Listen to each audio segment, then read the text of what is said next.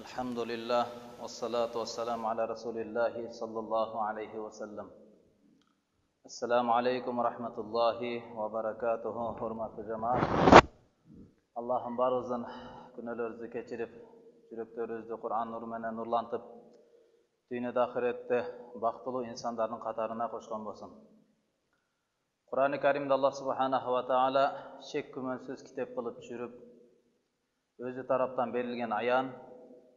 Oşonun içinde siz menen bizden har biribizden dünya jana ahiretте jeke jana жалпы түрдө ийгиликке жетүү жолдомосунун баардыгы камтылган.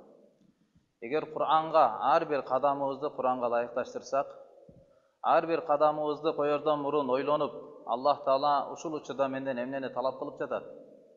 Кур'ан жана хадис, ислам шариятынын көрсөтмөсү кандай деп ошол негизде кое турган болсок, анда сиз менен биз эч качан bir çıkpay turgan abalga, kıyınçılıkka duşar bolboybuz.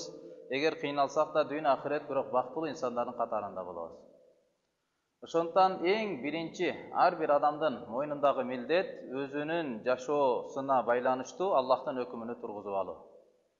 Кур'ан-ы Каримде Аллах Таала айтат: "Ба'да стаиду биллахи минаш шайтанир раджим, я айюхаллазина аману, ати'уллаха ва ати'ур расула ва улил амри минкум."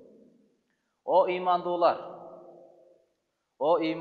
mo'minlar, iman keltirgenden keyin Allah var deb, payg'ambarimiz Allah tarafdan kelgan chiniqi elchi deb iman keltirgenden keyin, jashooda qalagандай emas, tushungenday emas, Allah ko'rsatganday, payg'ambarimiz uyretganday jashashim kerak deb iman keltirgenden keyin, o imandular anda ati'ullah, Allah Taalaga mo'yin sungular.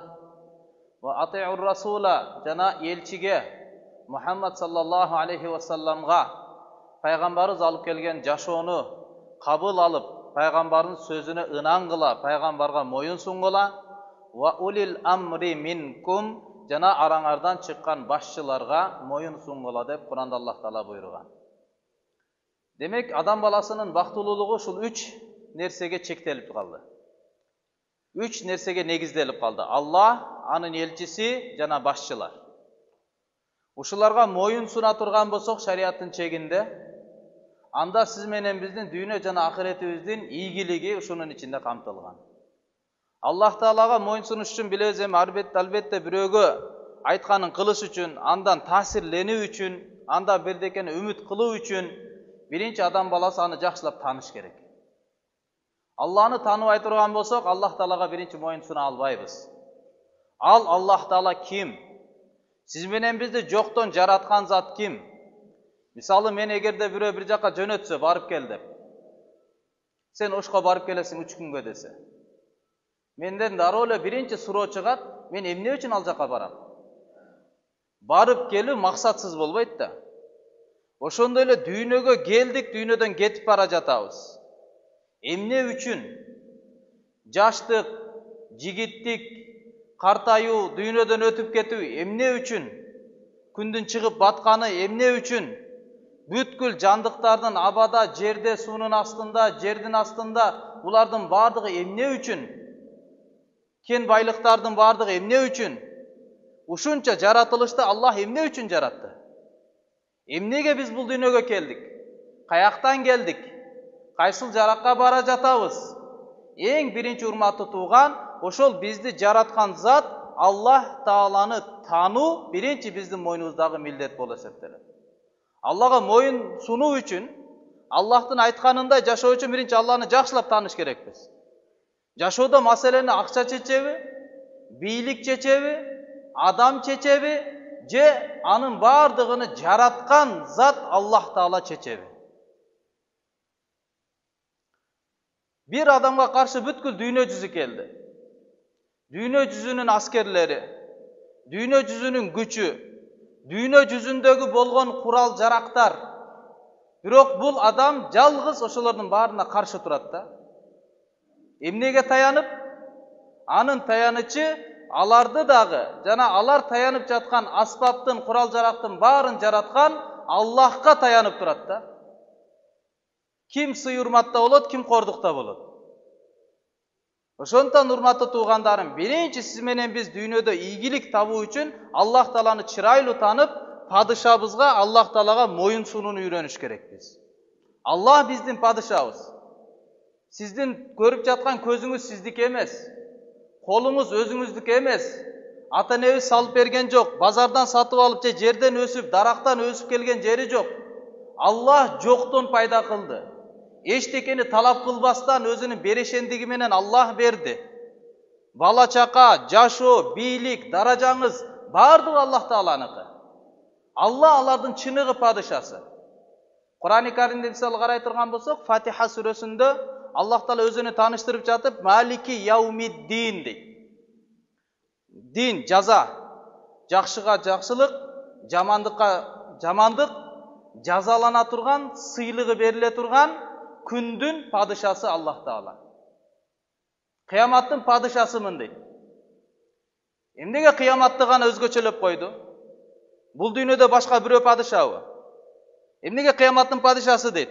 Кабырда башка падышачылык кылабы? Же бейиш тозокто башка бирөө падышачылык кылабы? Жок, анын мааниси ал дүйнөдө жашап жатканда ар бир адам өзүнү кайсы бир нерсеге экендигин, падыша экендигин доолоно берет да. Дүйнөдө айта бересиз, менин балам, менин бийлигим, менин жамаатым, менин акчам, менин машинем, меники дегендер дүйнөдө болот экен да. Калагандай кылам да дегендейчи. Бирок Алла эмнени айтып койду? Малики яумиддин. Мына кыямат күндүн падышасы менмин. Эмне дей аласың кыяматта депчи. Дүйнөдө да Алла падыша. Бирок падыша экендигине ынанбагандар бар да. Алла ушундай сүйлөм ыкмасыны колдонду. Кыяматта дагы падышамын дей аласыңбы? Кыяматта да сенин калың жүрө ошерде. Ал жакта дагы тааныш билиштигиң, бийлигиң, акчаң, маселе чечип кетеби кыяматта дагы? Аллах Таала айтат: Малики яумиддин. Мына жазалана турган күнү. Ар бир кылган амалыңдын жазасы бериле турган күндүн падышасы менмин дейт да. Өтүп кеткен күндөрдүн, азыркы учурдун, келер чакка кыяматка чейинки убакыттын, түбөлүктүү бейиш, түбөлүктүү тозоктун чыныгы падышасы, урматтуу туугандар, бул Аллах Таала. Ошол Аллахты биринчи чырайлуу тааныш керек. Алланы ошо падышабызды тааный турган болсок. Мисалы, ислам шариятында иттин маселесине караңыз. Ит эгерде кайсы бир нерсени чиштеп алса, анын шилекейи ошо бир буюмга тийип калган болсо, ал буюм нажасат болуп калат. Эгер кийимиңизге тийген болсо, аны менен намаз окусаңыз болбой калат. Себеби нажас. Кээ бир уламалардын айтымына караганда 7 жолу жууш керек дейт. Кээ бирлердин айтымына караганда калган нажастар сыяктуу эле 3 жолу жуулат. 3 жолу жуу дегендин мааниси 3 жолу сыгылыш керек. Бир жуудуңуз таза суу менен, сыктыңыз. Экинчиде дагы ошо жууп жаткан идишиңизди, ошо тазикти тазалап туруп, суу менен жуу берип туруп, анан таза сууну куюп, кайра дагы бир сыктыңыз, ушинтип 3 жолу сыгыш керек. Нажас да иттин шилекеи. Бирок эгерде үйрөтүлгөн ит болсо, үйрөтүлгөн ит деген кайсыл? Сиз аны жөнөтсөңүз ууга, ал барат да басып калат, тиштейт, бирок жеп салбайт. Ал кожоюну үчүн кармады, өзү үчүн эмес да, үйрөтүлгөн ит. Ошол үйрөтүлгөн итти мисалы коёнго салдыңыз. Барып туруп аны кармады, тиштеди, шилекей, кан анын этине аралашып кетти. Анан сизге кармап алып келди, же барып ошону алдыңыз. Шарият эмне дейт? Эми ал этти жесең боло берет, эми адал дейт да. Негизинен шилекейи арам болчу. Эмнеге адал болуп калып атат? Себеби уламалар айтат, анткени бул падышасыны танып, падышасыга моюн сунууну үйрөндү дейт. Өзүнүн кожоюну болгон адамга баш ийип калды, өзү билгенди кылган жок алчы. Ошо буйруктун негизине барып, буйруктун негизинде иш кылган үчүн иттин даражасы көтөрүлүп, шилекейи нажасаттыктан чыгып кетти дейт да. Падышаны таныгандыктанчы. Падышаны тааный турган болсок, Алланы танып, Аллага моюн сунсак, биздин дүйнө ахиретте урматтуу турган Аллах даражабызды көтөрөт. Анын себебинен биз кордонуп калбайбыз, Аллага моюн сунсак. Аялга моюн сунсаңыз кор болосуз. Дүйнөгө моюн сунсаңыз кор болосуз. Напсиңизге, шайтанга моюн сунсаңыз кор болосуз. Бирок Аллахка моюн сунууну үйрөнө турган болсок, күнүбүз дагы, түнүбүз дагы Аллага моюн сунуунун негизинде өтсө, анда дүйнөдө дагы өлүм учур, кабыр, түбөлүккө урматтуу турган сый урмат, иззаттын үстүндө сиз менен биз жашайбыз. Чыныгы кадыр бартуулукка жетебиз ошондо. Ошондон Аллага, падышага моюн сунуш керек экенбиз да. Бир падыша болгон. Анын кызматчысы кулу, кул заманасында. Эми кулду билесиздер, буюм катары эсептелинген адамдардын деңгээлинде турбайт эле. Адам отурган деңгээлде ал отурбайт эле да.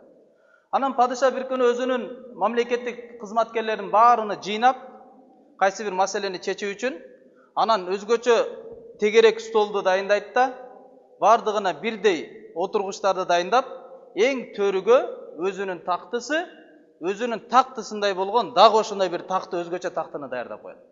Барды келип отургандан кийин алдына өзгөчө тактыга, падышанын тактысындай болгон тактыга алып келип туруп кулун алып келип отургузуп коет.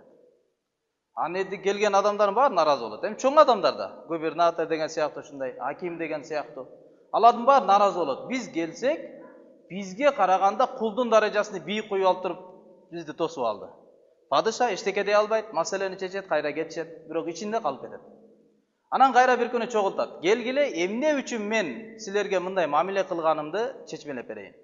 Баары келгенден кийин кул айтат, сен бар алып чыккын дейт. Барып казынадан ушундай бир тажын алып чыгат, ушундай жасалгаланган, эгерде талкалап сата турган болсо арзан кетет, бирок жасалгаланганы өтө кооз да. Өтө чеберчилик менен жасалгаланган тажы. Ошону алып келип туруп анан кийин тиги кызматчыларына падыша берип, айтат, сындыргын муну дейт.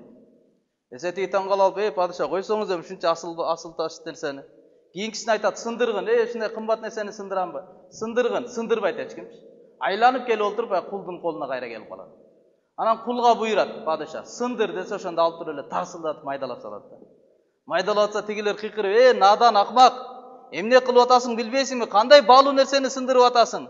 Десе ошондо тиги кул айткан экен, мен падышанын сөзүнө сынганга караганда ушул бир тажынын, бир буюмдун сынганыны артык деп билдим дейт да.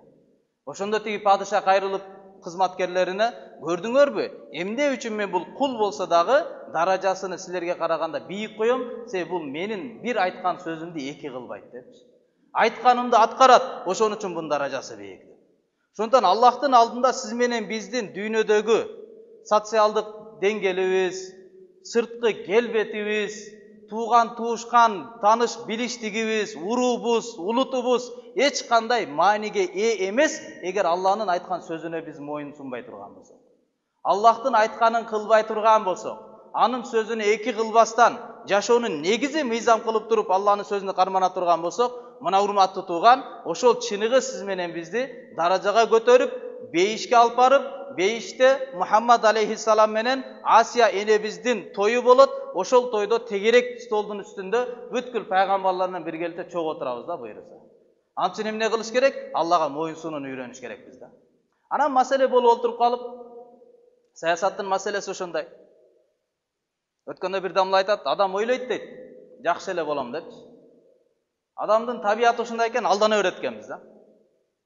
Мисалы туруп карап эле аялдамада туруп, эгерде автобус күтүп жаткан болсок, оюбуз, талабыбыз ушундай, токтосо экен деп. Олтуруп алгандан кийин токтобосо экен, батыраак жетсем экен деп. Адамды албай эртерээк жетип барсам экен деп. Адам ошондой экен да, абал өзгөргөн сайын адамдын максаты дагы, пейили дагы өзгөрүп кетет экен. Алданып кала берет. Бир падыша такыр алданбайт экен да. Анан бир алдар көсөгө жолугуп калып, сен баарын алдайсың бо, алдаймын. Мени дагы алдачы десе айтат экен, азыр кое туруңуз, атыңызды бериң эле, үйгө барып китепти алып келейин деп атын айдап кетип калган экен. Берсеңиз азыр алып келет, китебимди алып келип алайын деп. Ошо менче күтүп отуруп караса алдап кетип калган. Адамдын табиятында алдануу бар да. Адамдын табиятында таасирленүү бар. Эми тигилер да бири-бирине таасирленип алып, анан өчөшүп калат. Бул падыша тиги кулун өзүнүн кеңешчиси кылып алат, даражасын көтөрүп алат. Алым болгон, илимдүү болгон, кээ-бирлер ата рахматалей болгон дейт, кыскасы илимдүү болгон, анан өзүнө кеңешчи кылып алат эле. Ушинтип отуруп, бир канча убакыт дагы бир уламалардын айткан сөзү бар. Замананын бузулушу падышалардын бузулгандык себептен болот дейт. Падышалардын бузулушу уламалардын бузулгандыгы себебинен болот.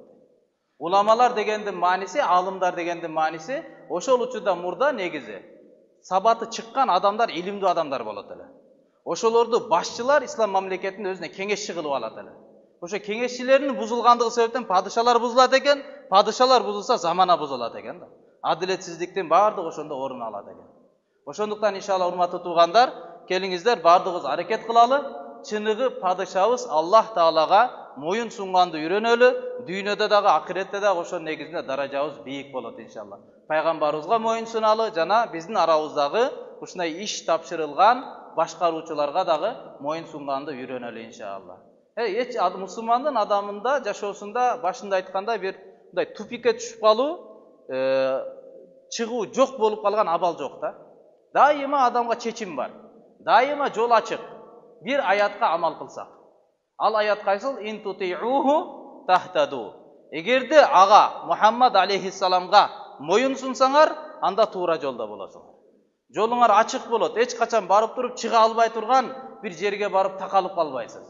Жолуңуз түгөнүп калбайт. Кандай эле поезд жолду карасаңыз түгөнгөндөй, жабылып калгандай. Бирок поездден сиз минип туруп паровоз менен кете берсеңиз, ачылып кете берген сымал, эгерде сиз менен биздин жашообузда пайгамбарыбыздын сүннөтү, Аллах Тааланын өкүмү боло турган болсо, жашообуз дайыма ачылып кете берет. Ар бир учурда кыйынчылыктан чыгып, Аллах Таала аркасынан жеңилчиликтерди алып келе берет. Эгер Аллахнын өкүмүнө бекем болсок, пайгамбарыбызга моюн суна турган болсок иншалла. Баардык ошого амал кылалы, урматтуу туугандар. Аллахым кабыл кылсын.